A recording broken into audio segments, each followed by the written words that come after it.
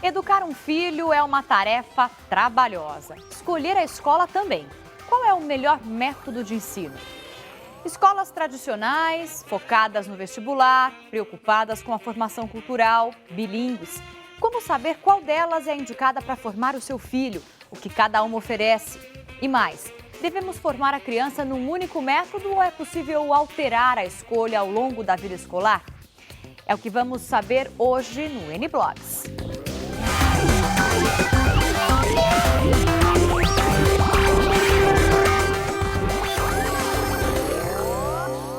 Olá, boa noite. O N-Blogs começa agora, ao vivo, para todo o Brasil, nesta semana especial falando sobre escola, neste quinto dia falando sobre metodologia. Em São Paulo, uma escola é exemplo de sucesso dentro do ensino público. No colégio mais bem avaliado no estado, a educação mistura ensino, cultura e diversão. As amarelinhas são tão bonitinhas. Poemas e contos para deixar mais divertida a leitura. O programa didático para crianças de 7 a 11 anos é extenso, discutido entre professores e coordenadores, mas chega aos alunos de uma maneira atraente. Além do interesse dos alunos, das boas notas e da repetência quase zero, a equipe tem ainda muito mais a comemorar. A escola concorreu com outras 600 instituições públicas de ensino e ganhou a melhor nota, motivo e tanto de orgulho, resultado com aulas diárias de dedicação. Arroz em inglês. 7 e 8. Comer biscoito. A gente consegue isso realmente trabalhando em equipe, coordenação, vice-direção, toda a escola e a comunidade escolar, os pais, né? Mesmo no recreio, lá está o cuidado com a educação. Nas rodas de leitura, os gibis são disputados. É uma história muito legal e a gente desenvolve bastante se divertindo. Elástico, amarelinha. Jogo de damas com tampinhas de refrigerante para fazer amigos e melhorar a concentração. Ajuda a desenvolver o intelecto, a concentração e a ficar mais inteligente. Dessa maneira, a escola pública achou a receita. A escola é muito divertida, as professoras dão bastante lição, a gente aprende muito, tem muitos jogos no recreio, a gente fica descontraído, por isso que essa escola é muito bacana. Muito bacana, né? Para entender melhor, então, os diferentes métodos de ensino das escolas, eu recebo hoje aqui o professor João Carlos Martins. Ele é doutor em Psicologia da Educação e diretor de escolas. Também está aqui com a gente o nosso querido blogueiro convidado, que é o Eduardo Marini, do portal R7. Boa noite, bem-vindos os dois ao N-Blogs. Lembrando de início, rapidamente, que parece que a presidenta foi convidada para participar do N-Blogs, né? E participou de maneira nacional para todo o Brasil, focando e dedicando a parte majoritária dos seus 6 minutos de primeira declaração à educação, à educação... a forma da educação libertar e dar mais chance para as pessoas. Que bom, que boa coincidência. Sinal de que nós, pelo menos, estamos fasados com os problemas nacionais, no mínimo. Com certeza, né? Parece que foi combinado, mas não foi, gente. Foi coincidência. Não foi. A gente vai começar o programa de hoje, que é sobre metodologia, né? Falando de como escolher o método para o seu filho, né? Ou se você tem sobrinhos, né? Pessoas que estão na escola. João, como saber qual é o melhor método para formar aquela criança? Então, primeiro, boa noite a todos, um prazer estar aqui com vocês. Eu acho que é fundamental, e quando nós falamos seja da escola privada, seja da escola pública no Brasil, em sintonia com o que você colocou, quer dizer, a nossa presidente vem falar da qualidade do ensino e terminava a fala falando da importância do conhecimento, quer dizer, que o saber seja aquilo que eleve, né, toda a qualidade de vida do povo brasileiro. Então, acho que quando a família pensa na opção da escola para o seu filho, eu acho que é fundamental que ela pense primeiro um pouco no histórico dela, enquanto família, enquanto como ela foi educada e o que ela espera para o seu filho. Porque aí nós temos várias opções de escolas. Claro. Mas é mais importante que a família pense o quê? Ao escolher uma escola, que ela perceba, primeiro, que nós estamos no século XXI e que para este século XXI nós temos uma discussão em educação que avançou muito. E que nós temos que olhar para a escola como a escola que, primeiro, da educação infantil ao 5º ano, que é o que nós chamamos de Fundamental 1, atenda prioritariamente à formação integral de uma criança. que a criança consiga ser um bom leitor, um bom escritor, que ela consiga atingir os conhecimentos matemáticos, os conhecimentos gerais de mundo, para aprofundar isso depois no ensino fundamental 2 e médio. Né? Agora, dentro do que o João está falando, existem inúmeros métodos de aprendizagem, né? Então, hoje aqui no NBlogs você vai conhecer alguns deles. O primeiro é o método Waldorf. Dá só uma olhada.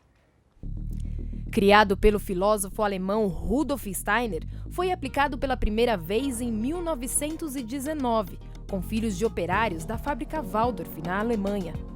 A Waldorf propõe que cada idade tenha sua necessidade e procura um equilíbrio entre os trabalhos artísticos, acadêmicos e práticos.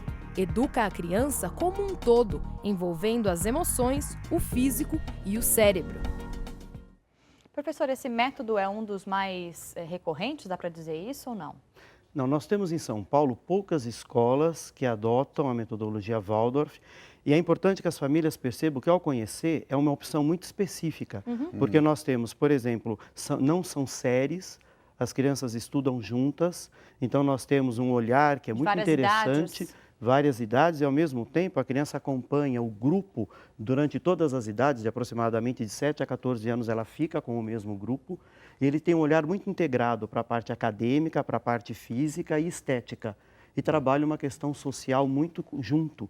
Então, ele foge daquele currículo que nós temos comum, digamos assim, das escolas mais conhecidas.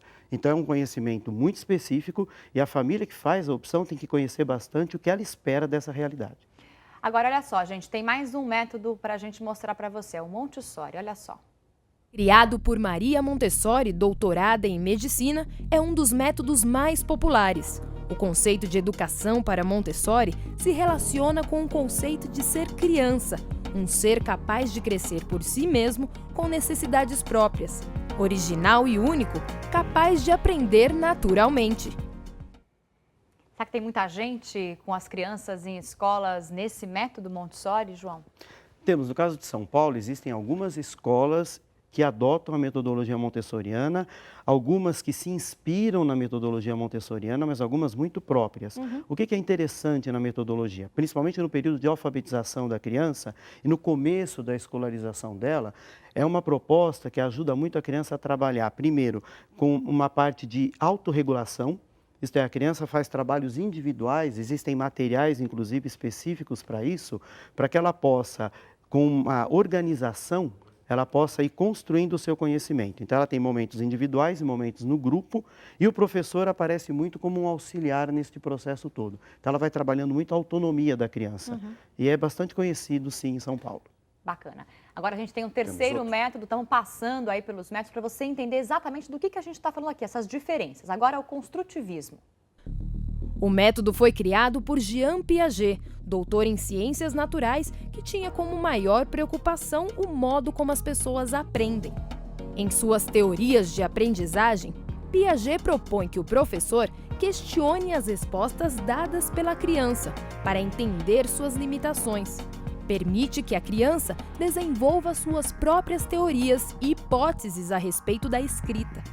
Acredita que a criança tem que descobrir, inventar e entender completamente suas restrições. Talvez você já tenha ouvido falar do construtivismo, que talvez desses métodos todos é o mais comum que a gente escuta no dia a dia, né? É o mais aplicado nas escolas públicas. João.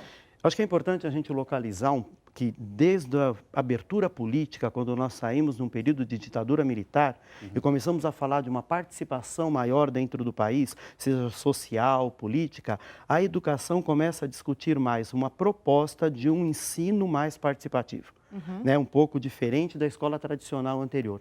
Então, o construtivismo ele vem da década de 80 para cá com uma força muito grande e até com interpretações equivocadas, né? Por exemplo, o construtivismo não é método. Né? É uma proposta de trabalho em educação que vem sim inspirada em Jean Piaget e depois vários outros teóricos pegam de Piaget para cá várias possibilidades de interpretação, mas é sim a proposta que mais se fala dentro da escola pública, os parâmetros curriculares nacionais e uma série de propostas de trabalho vêm como inspiração construtivista e também em muitas escolas particulares, que inclusive se rotulavam com metodologia construtivista, o que é errado. Quer dizer, não é uma metodologia, Marine. Uma coisa interessante, né, para te perguntar para o professor é o seguinte, quer dizer, às vezes as pessoas acham que necessariamente o melhor colégio da região, ou o mais caro, ou mais bem equipado, é naturalmente o melhor colégio. Eu venho notando, às vezes, até, eu tenho uma menina pequena, tenho colegas que também têm crianças, e que a cabeça dos pais mudaram um pouco. Então, um tempo atrás, você achava que era o grande colégio bilíngue e trilíngue, que tinha a ampola vermelha, o computador azul e tarará. Que era incrível. Que era o grande colégio, que era incrível, ou com que pena que eu posso pagar, ou vou me matar para pagar. Agora, há uma certa consciência média de que o colégio é aquele colégio que tem uma espécie de aconchego, que é onde tem a contrapartida da criança se sentir bem também. Não basta o colégio ter uma senhora moral, mas a criança se sente mal lá dentro. Eu queria que o senhor falasse, explicasse, né, para o nosso público um pouco dessas questões, para que se entenda que, às vezes, o melhor colégio é aquele que se adapta à nossa realidade também. Não adianta ter um colégio super caro que só paga o colégio, não consegue fazer mais nada fora dali. É verdade. Não é verdade? Exato. Eu queria que o senhor comentasse um pouco sobre essas situações. Eu acho que é fundamental a gente perceber isso, né? Até falei no início que a questão da opção, a família precisa olhar para a realidade dela, exatamente, um pouco daquilo que ela espera na educação dos seus filhos e perceber que a escola, não basta que a escola invista só na questão física. Existem escolas, exatamente, em São Paulo, que são verdadeiros shoppings, né? Então aparece lá com um monte de coisa, é quadra disso, é laboratório daquilo, e não investe muitas vezes naquilo que é essencial, que é na formação dos professores. Verdade. Né? Então, para que a escola tenha um ambiente acolhedor e a criança se sinta bem, até porque, em cima do que você colocou, hoje o papel da escola também mudou muito. As famílias têm muito menos tempo com os seus filhos e a escola, ela abarca hoje uma série de questões também da socialização, das questões afetivas das crianças. Então, ela tem que ter um ambiente acolhedor. Acho que tem alguns pontos a respeito dos quais não dá para a gente abrir mão. Acho que a escola tem que ensinar bem as operações fundamentais, a base fundamental. Formar o conhecimento que a criança vai precisar para, quando tiver maturidade, escolher o seu caminho. Agora, fora disso, as questões são completamente diferentes. Né? O que o senhor aconselharia para um vizinho que chegou de fora, próximo do bairro do senhor, e dissesse: eu estou querendo escolher a melhor escola para o meu filho assim, o que eu preciso descobrir, o que eu preciso saber, com quem eu preciso conversar? Existe uma coisa importante. Quando o pai vai visitar uma escola, então o seu vizinho que chegue e quer conhecer uma escola para colocar o seu filho. Seja público ou particular. Eu acho que antes dele pensar qual é a metodologia que essa escola usa ou aplica, era importante ele chegar na escola e aí, desde o que ele observa na portaria da escola, na forma como ele é recebido na escola, ele deveria perguntar para a coordenação, para a direção, qual é o projeto pedagógico daquela escola. As escolas que avançam nisso, sejam públicas ou privadas, elas têm inclusive isso como um documento norteador, muitas vezes escrito, que vai entregar para a família.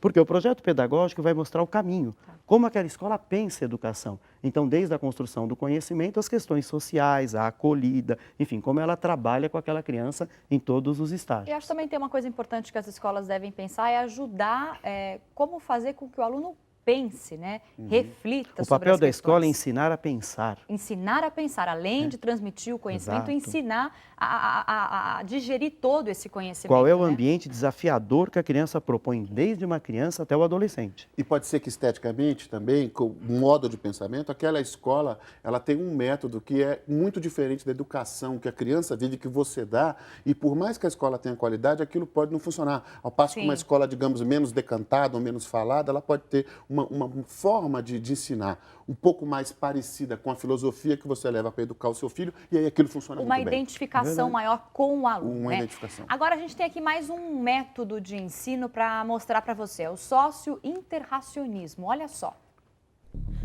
O método foi criado pelo psicólogo bielorrusso Vygotsky, contemporâneo de Piaget. Construiu a teoria por base no desenvolvimento do indivíduo como resultado de um processo sócio-histórico. Ele enfatiza o papel da linguagem e da aprendizagem. Tem como ferramenta-chave o trabalho em grupo para a busca do conhecimento. É muito diferente esse método dos outros? Não, primeiro também, sócio-interacionismo não é método, também é uma proposta de trabalho e é muito interessante porque ele pega força no Brasil, principalmente na década de 90, com sérias questões que apareciam com o construtivismo. Então, o Vygotsky, ele vem ajudar a entender uma série de questões da prática da sala de aula. Isto é, como que uma criança constrói o conhecimento, primeiro interagindo com esse conhecimento, com esse objeto do conhecimento, mas sem perder a importância do papel do professor.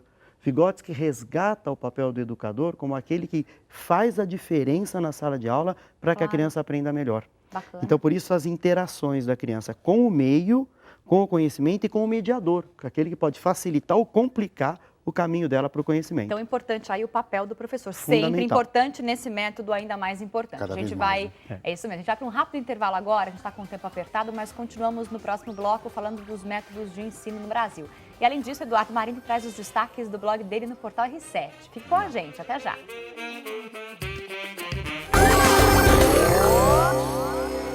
O N-Blog está de volta hoje falando sobre o especial Escola no tema Métodos de Ensino. Antes de continuar o nosso bate-papo, o nosso blogueiro convidado Eduardo Marini tem o destaque do blog. Marini? Hoje o blog está um pouco leve, eu falei um pouco de televisão, de Big Brother e tal, fiz uma análise da seleção brasileira, dessa chatice, a gente, freguês tem sempre razão, perde para eles. Basicamente é isso, amanhã vai ter um pouco mais de discussão de entretenimento. Aproveitem e apareçam por lá. Bacana, então leia o blog do Eduardo Marini para ter mais detalhes do assunto de hoje do blog dele. A gente continua nosso bate-papo com o professor João Carlos Martins e eu pergunto o que é mais importante dos pais observarem na escola para ter essa ideia de como anda a educação do filho. Podemos falar de várias coisas, mas eu acho que uma coisa fundamental é que os pais observem que ele é o grande parceiro da escola. Então, que ele fique presente, que ele não interfira no trabalho, mas que ele acompanhe. Que ele saiba como é a produção do filho dele, que ele olhe como o seu filho escreve, como o seu filho pensa. A escola tem que ter a participação dos pais. Eu dirijo uma escola, que é uma escola de comunidade, o Colégio Renascença. E lá eu tenho uma presença muito grande dos pais acompanhando o trabalho. Eles estão sempre ali. Pai não é professor, mas pode fazer o professor funcionar melhor. Exatamente, ele está junto e quando é necessário ele também está cobrando da escola. A escola pública também precisa disso. O pai presente para saber qual é a qualidade de ensino que o seu filho está tendo. Até o pai acompanhar as lições de casa e ler os textos que o filho está escrevendo, isso também ajuda um pouco. Tentar arrumar um tempo para poder levar o filho ou pegar o filho na escola, aproveitar e conversar com a diretora, com a professora na saída. O pai sentir o clima da escola, como que a escola está trabalhando, como que a escola está interferindo no desenvolvimento do seu filho, nas relações, nos conflitos que a criança vive. Senão ele só recebe notícias da escola, então ele não é parceiro. Quer dizer, aquela participação na reunião de pais e mestres deve ser obrigatória e prazerosa. E prazerosa, porque para o pai, às vezes, ir à reunião da escola é um sofrimento. A escola também precisa pensar qual é a reunião que ela oferece para o pai. Claro. Porque muitas vezes é uma chatice isso. Eu vou sempre acho um barato. Então é importante. Muito. Isso é legal porque você vê que o pai, quando ele entende o que o filho está fazendo na escola naquele momento, ele pode até ajudar na formação, levar num teatro, num cinema, levar num museu. Ele colabora. Se ele entender em que momento da formação do filho. Você recebe um caderno e você contesta ali, o aluno aí, o seu filho vai dizer, não é assim. Aí você fala com o professor fala, não, também não é assim. Claro. É melhor aquela visão, você chega num ponto melhor. Muito bacana. Olha, infelizmente o nosso tempo vai terminando aqui. O N-Blogs especial Escola Metodologias de Ensino. Agradece a participação do professor João Carlos Martins. Obrigada, professor. Muito obrigado, boa noite a todos. Foi um prazer estar aqui com vocês. Muito bacana. Eduardo Marini também, muito obrigada pela participação. Prazer e na igual. próxima semana o N-Blogs vai discutir serviço, planos de saúde, telefonia, habitação e muito mais. Se você quiser participar, é fácil. Só mandar suas perguntas para o nosso e-mail que está na sua tela ou ainda via Twitter no @NBlogsTV. Obrigada pela companhia. Até mais. Tchau.